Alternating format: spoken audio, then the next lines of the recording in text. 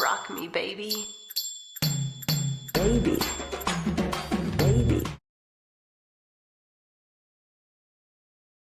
La danse comme objet de transmission culturelle, donc déjà je pratique des danses qui sont pratiquées au Tamil Nadu. Donc je suis directement liée à ma culture d'origine.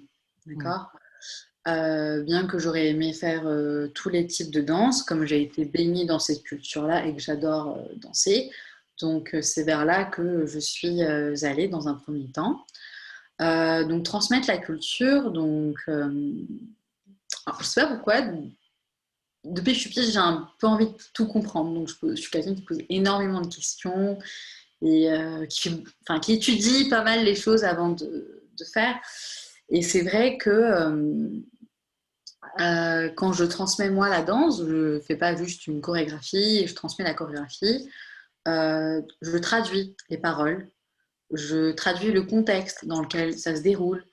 Ou par exemple, dans le cadre du côté, j'essaie d'expliquer certains pas, par exemple, à quoi ça correspond, qu'est-ce que ça voudrait dire, quel est le langage corporel qu'on prend, quelle est la place des femmes dans ces danses-là aussi, la place des hommes. Quand je traduis, forcément, il y a des chansons où le colorisme, avec les privilèges des peaux claires, est très présent. Donc tout ça, ce sont des choses, pour moi, je pense, importantes à transmettre parce qu'au-delà de la danse, de la chorégraphie, j'ai envie de transmettre une histoire en même temps. Mhm.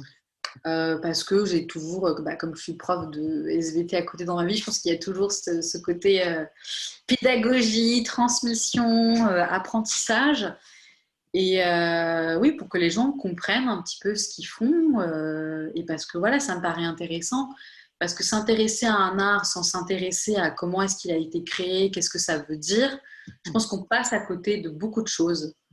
Donc voilà. Et par exemple, dans le Bharatanatyam, donc la danse classique du Tamil Nadu, il y a des pièces qui racontent des histoires. Et ces histoires, elles sont fortement liées à l'hindouisme, en fait, et quasiment liées à l'hindouisme. Donc c'est vrai qu'à un moment donné, pour l'interprétation, connaître l'histoire, connaître les mythes, ça aide, en fait, parce que tu comprends. Sinon, ça reste quelque chose de on t'a transmis, je le fais, mais je le ressens pas en moi. Donc voilà, je pense que la danse, du coup, ça me permet de transmettre la culture, les traditions, enfin, en tout cas, de comprendre par la danse pour parler de ma place en tant que femme. Il faut d'abord que je commence par ma place en tant que femme dans les danses indiennes déjà pour commencer. Mhm. Et en fait, en fonction des danses que je pratique, ma place n'est pas du tout la même. Soit c'est bien vu, soit je suis la fille vulgaire dont on ne veut pas ou dont on voudrait cacher le corps. Mhm. Donc, ça, la danse classique, d'accord, donc le Bharatanatyam, c'est bien vu que les femmes le dansent, d'accord, parce que durant la colonisation et après, surtout après la colonisation, ça a été vu comme une danse de l'élite, hein, donc construite, reprise par l'élite. On a complètement gommé le fait que ça vienne, par exemple, de castes qui ne sont pas des castes brahmanes. Mhm. Donc, du coup, les brahmanes ont un peu récupéré le truc et donc c'est devenu le truc de l'élite. Et c'est toujours bien de faire des trucs élitistes, tu vois, dans toutes les familles, c'est toujours bien. Et puis, on a ôté une forme de sensualité. Quand ça a été revisité, on a ôté le côté sensuel, alors qu'il était pourtant un peu critiqué, décrié quand il était pratiqué par les Devadasis à l'époque, limite. On les a accusées de prostitution et peut-être qu'au bout d'un moment, quand elles n'ont plus de boulot, elles étaient devenues des prostituées, mais ce n'était pas un truc de prostitution à la base, tu vois. Et donc c'était un petit peu les danseuses de Bharatanatyam, les Devdasis, c'était un peu des pécheresses, voilà, qui étaient sensuelles, je sais pas quoi. Et donc après, ça a été repris par l'élite. Et là, pour le coup, tout le monde pouvait pratiquer le Bharatanatyam. Il n'y avait pas de vulgarité. C'était le côté spirituel. Voilà. Donc j'ai fait du Bharatanatyam parce que je regardais ça à la télé et que j'avais envie d'apprendre. Et après, par contre, pour le Kutté, donc, qui est la danse traditionnelle tamoule qui fait partie du folklore, d'accord. euh, il n'y avait pas de cours. Il n'y avait pas de cours parce que ce n'était pas une danse qu'on devait danser, nous les filles, déjà. Et même, c'était des transmissions qui étaient totalement différentes. Il n'y avait pas ce côté des structures organisées. Tu vois, c'était une transmission à l'ancienne. Tu danses, je danse. C'était comme ça. Donc ça, par contre, j'ai un petit peu appris sur le tas, en regardant des films, en me formant, en faisant ce que j'aime, etc.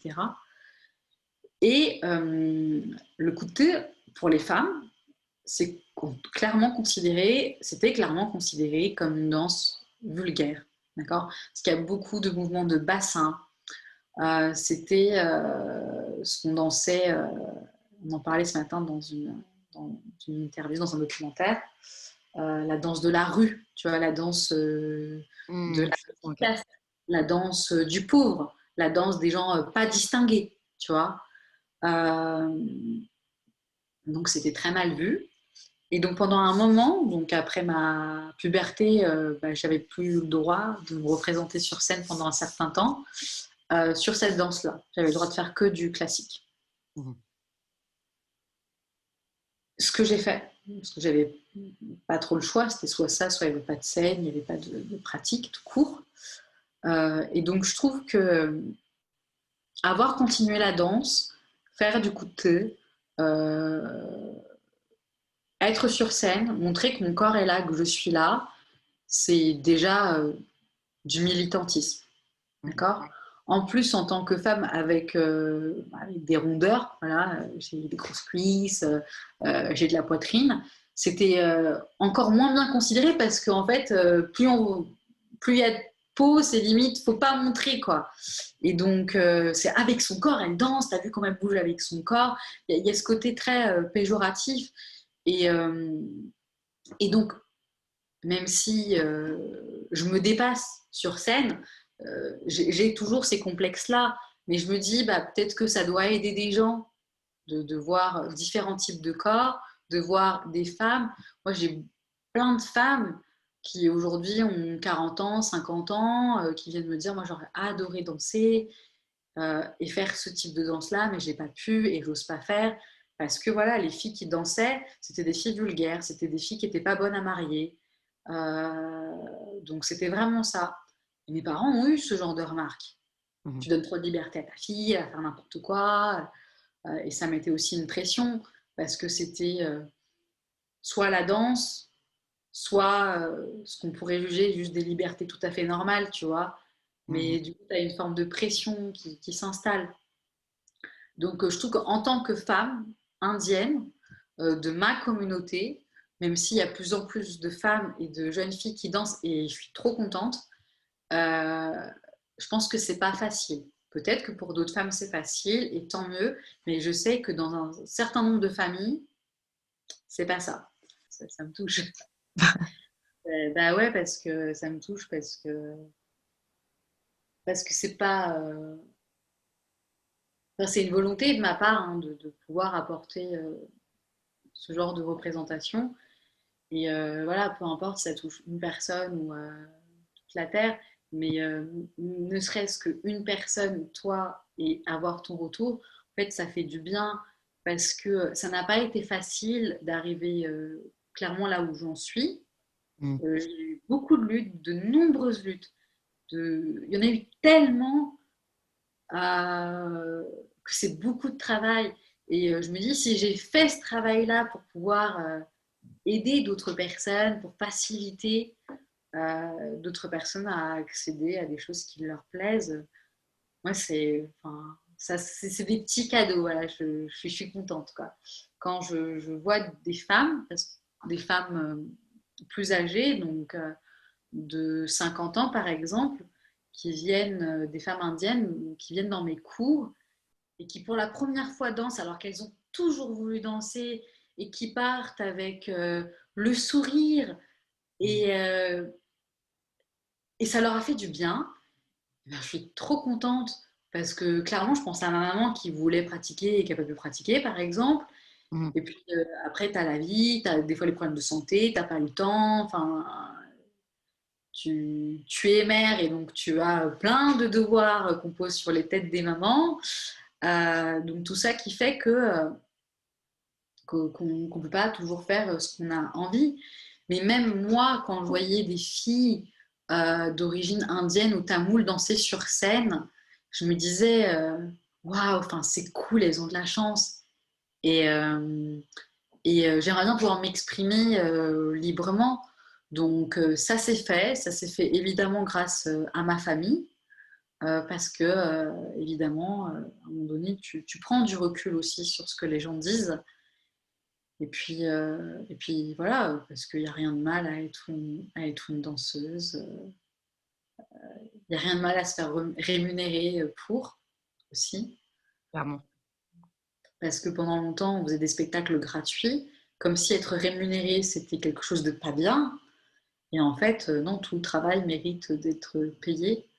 Euh, voilà, donc être rémunéré aussi, c'était quelque chose qui n'était pas forcément bien vu euh, par tout le monde dans mon entourage. Voilà. Je parle des côtés négatifs, évidemment, parce qu'on est dans une idéologie de lutte et de militantisme, mais évidemment, je ne serais pas ce que je suis aujourd'hui si derrière, je n'ai pas le soutien. Je ne suis pas uniquement mon produit, juste moi.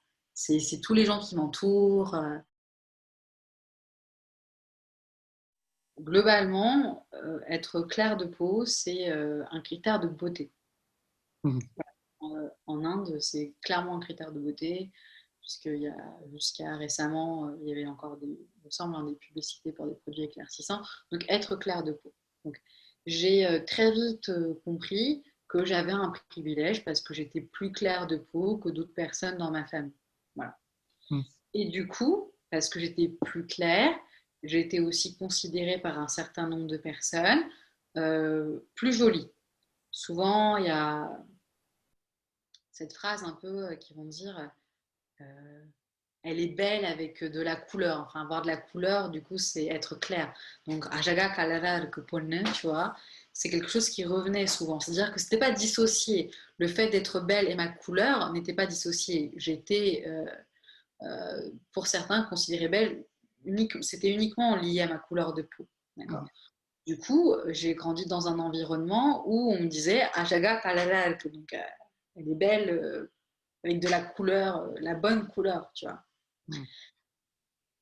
Sauf qu'à l'école, j'étais enfin, une des personnes foncées. Mhm. Donc, qui ne rentrait pas dans les standards de beauté occidentaux français. Mhm. Donc, j'étais moche. Mais j'étais pas moche parce que mes yeux sont comme ci, mon nez est comme ça, ma bouche est comme ci. Mais j'étais moche déjà parce que j'étais dans une catégorie où on n'était même pas dans une analyse de mon visage, de mon corps, de mes cheveux. Mhm. On était uniquement sur ma couleur de peau. Donc en gros, c'est une indienne, une hindoue, et du coup, on ne va pas se mentir, c'est lié à ma couleur de peau. En mettant les clichés sur le curry, sur tout ce que tu veux, j'étais vraiment la fille. Moi, franchement, pour te dire, au collège, je me demandais si un jour j'allais avoir quelqu'un. Et c'est vrai que bah, voilà, moi j'ai un petit peu balancé dans un monde où j'étais privilégiée pour ma couleur de peau et un monde où du coup j'étais pas privilégiée du tout pour ma couleur de peau et voir les standards de beauté changer. Moi j'ai un petit peu enfin, moi j'ai connu les deux du coup, Mhm. donc il y en a qui n'ont pas connu les deux,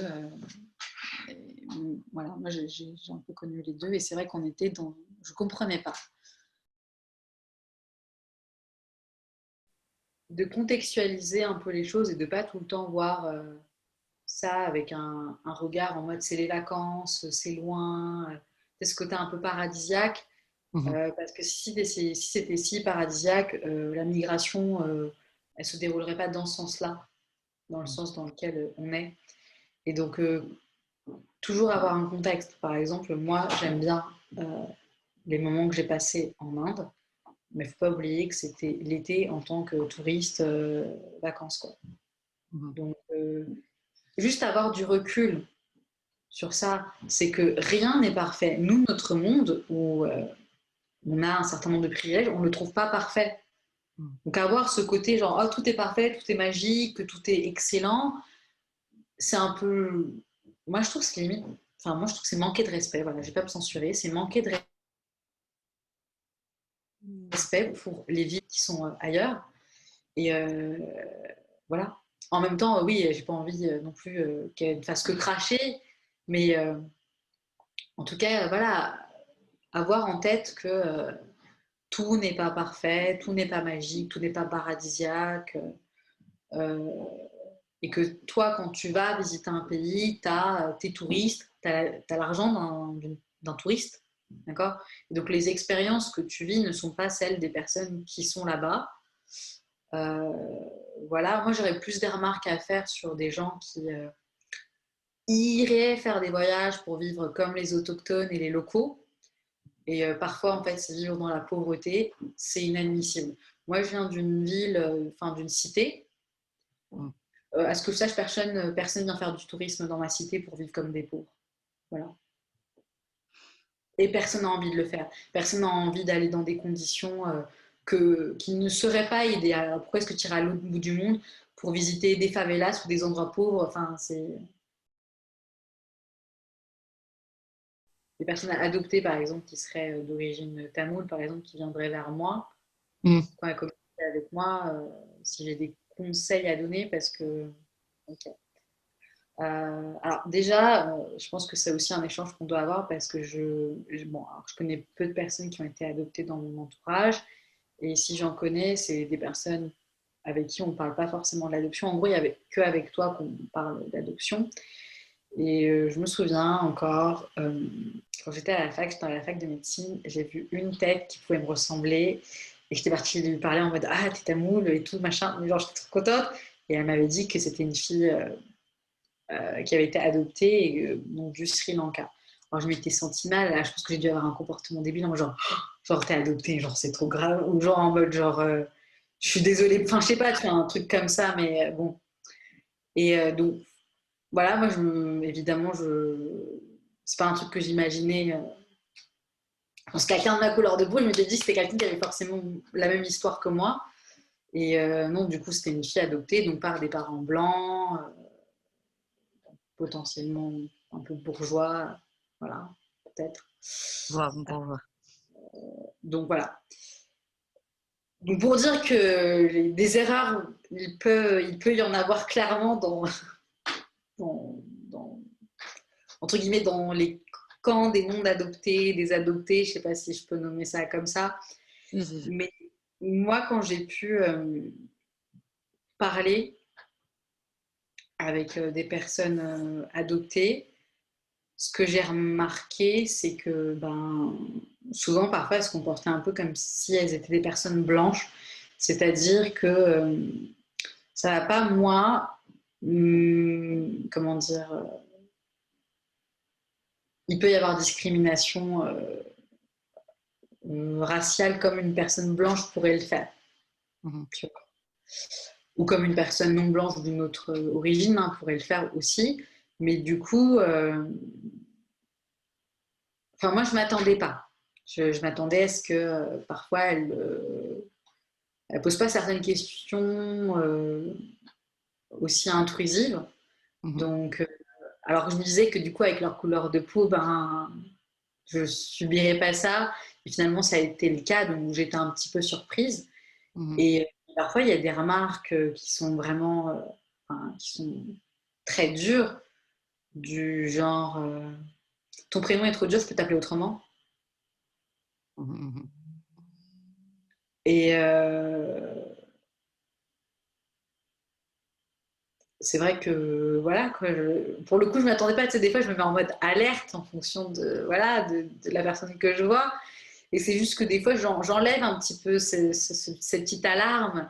Et quand ça arrive, du coup, je me sens pas apte à répondre comme je l'aurais fait si j'étais déjà dans cette idée que potentiellement ça pouvait arriver. Donc, il peut y avoir enfin, il faut quand même se former sur ce que les personnes racisées non adoptées subissent peut-être. Parce que potentiellement, si vous avez été adopté dans un milieu blanc ou dans un milieu raciste, ben vous avez intégré en fait le racisme et que vous allez potentiellement reproduire en fait ce qui s'est passé autour de vous. Donc pour vous, c'est peut-être pas du racisme parce qu'en fait, toute votre vie, vous l'avez eu et vous avez peut-être eu que cette référence-là. Et donc c'est normal. Et en même temps, je peux comprendre que ce soit normal parce que ce serait quand même horrible de se dire systématiquement que tous les membres de son entourage ont un comportement colonial, raciste. Donc, Mhm. enfin, moi, je me dis c'est peut-être une façon aussi de se préserver. Mais du coup, en fait, c'est pas pour autant que c'est pas raciste. Mhm. Voilà. Donc, je dirais, mais pour toute personne, si vous voulez commencer à interagir avec des personnes racisées, à poser des questions sur la culture, bah, Faut être humble, quoi. faut être humble et pas avoir ce monologue après de moi je connais ci, moi je connais ça, ne pas aller directement dans une critique ou dans des préjugés. Et je pense que la personne en face de vous, pour qu'elle puisse vous répondre et vous apporter des réponses de manière zen, il faut qu'elle sache aussi que vous êtes peut-être dans une procédure antiraciste aussi. Mhm. Voilà. Parce que, parce que le discours, il n'est pas perçu de la même façon. Par exemple, si toi, je sais qui est dans une démarche antiraciste, tu me dis quelque chose, je sais que par exemple, c'est pour donner un exemple, mais c'est que c'est pas ce que toi tu penses au fond de toi, par exemple, tu vois, des fois. Donc forcément, ça va pas être violent. Et la même chose qui va être dite par quelqu'un euh, dont je ne connais pas du tout ses pensées, et ben forcément, ben moi, il y a toujours un doute sur ce qu'elle pense de mes origines. Un doute Donc, sur ça qui peut un qu'elle est, peu ouais. me fermer dans la discussion, quoi. Donc, du coup, c'est aussi bien un conseil que je peux donner aux personnes adoptées qu'à toute personne, en fait. Peu importe, je dirais. Après, ben, du coup, nous aussi, n'ayant pas votre vécu d'adopté, effectivement, je sais que je serais forcément maladroite si j'en parle. Et c'est à moi aussi de faire attention et à montrer en fait que je veux pas être dans le jugement, mais que c'est vraiment une discussion. Voilà, je pense que ça se passe dans les deux sens et, et que si la personne en face de nous s'ouvre, c'est qu'on est dans quelque chose de positif.